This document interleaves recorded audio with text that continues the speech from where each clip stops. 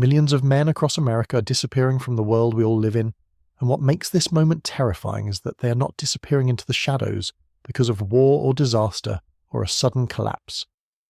They are fading away in plain sight, quietly stepping out of a society that once depended on them, and pretending not to notice has become impossible. 7 million men in their strongest working years are no longer part of the workforce. They were not fired. They were not laid off. They simply stopped showing up. Now the ground beneath our economy and our communities is starting to crack, and for the first time in decades, people are beginning to panic. This is not the story of lazy men or men who gave up for no reason. This is not about a small group or a temporary trend. It is a nationwide, silent retreat. These men are subtracting themselves from the equation in a way that changes everything around them, and their absence is beginning to show in every corner of our society. The truth is alarming and uncomfortable. Men are walking away because they no longer see a place for themselves in the system that once shaped their identity. They are not loud about it. They are not marching or demanding attention. They are withdrawing quietly, and that silence is more powerful than any protest. These invisible men are everywhere. You have seen them even if you did not realize it. The guy who once worked at a factory until automation replaced him. The young man who left community college because every class felt pointless. The father who applied for job after job until rejection crushed whatever hope he had left. They come from every background and every part of the country, but they share one thing in common. They stopped participating in the roles that once defined what it meant to be a man. According to federal data, roughly 7 million men between 25 and 54 years old are completely out of the workforce. They are not looking for jobs at all. They have checked out. Compare that to 1950, when almost every man of that age was working or seeking work. Today, nearly 11% have walked away, and when numbers that large shift, the impact is massive. Colleges are seeing the same pattern. For every 100 men enrolled, there are now more than 130 women, a gap so wide it has reshaped campuses across the country. More than 1 million men have vanished from higher education since 2011, and that number keeps growing. This retreat is happening in relationships too. Men on the lower half of the income ladder are getting married far less often than men of the past. Marriage rates for working class men have collapsed. Families are breaking in ways that once would have been unthinkable, and young men are now growing into adulthood without the anchors their fathers and grandfathers depended on. This is not a temporary dip, this is a total cultural shift. Millions of men no longer believe the system works for them, and they have decided to step away instead of continuing to lose. What caused this great withdrawal? It is not one thing but a perfect storm of economic betrayal, cultural confusion, and psychological exhaustion. For most of the 20th century, a man could finish high school, join a union, or pick up a trade and build a solid life. That path has been shattered. Manufacturing jobs that defined male identity were crushed by automation and outsourcing. Those jobs offered stability, dignity, and purpose, and when they disappeared, nothing equally meaningful took their place. Service jobs and gig work replaced careers that once supported entire families. Wages for men without college degrees have fallen drastically since the 1970s, and with each passing decade, the message became clearer. Society no longer valued their labour the way it once did. Many men felt the deal had been broken. Work hard and you will have a good life was no longer true. At the same time, the country experienced a massive cultural shift. Women entered the workforce and excelled in school. Women now earn more degrees than men, and in 40% of households, the woman is the main breadwinner. This is progress, but it also left many men confused about their role. For generations, a man's identity was tied to providing for his family, but now that role is no longer guaranteed. Many men feel they lost their purpose and no one bothered to hand them a new one. Some men tried to adjust by entering female-dominated fields like nursing or teaching, but often faced stigma.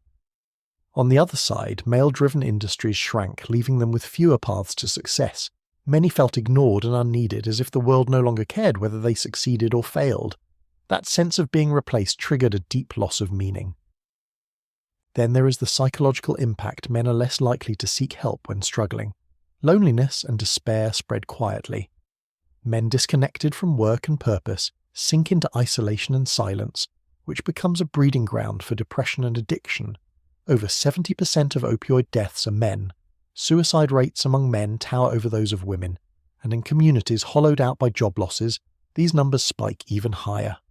Long-term unemployment destroys mental health in ways that cut deeper for men because so much of their identity is tied to work. When a man loses his purpose day after day, year after year, something inside him breaks. Mix that with cultural confusion and a collapsing economic foundation, and you get a perfect storm. Men begin slipping away, not because they want to, but because they feel like they no longer belong to the society around them. And now we are beginning to feel the consequences. The withdrawal of millions of men is shaking the economy to its core. Skilled labour shortages are exploding. Construction, manufacturing, trucking, all desperate for workers. The construction industry alone needed more than 500,000 workers in 2024, but there were not enough men to fill the roles.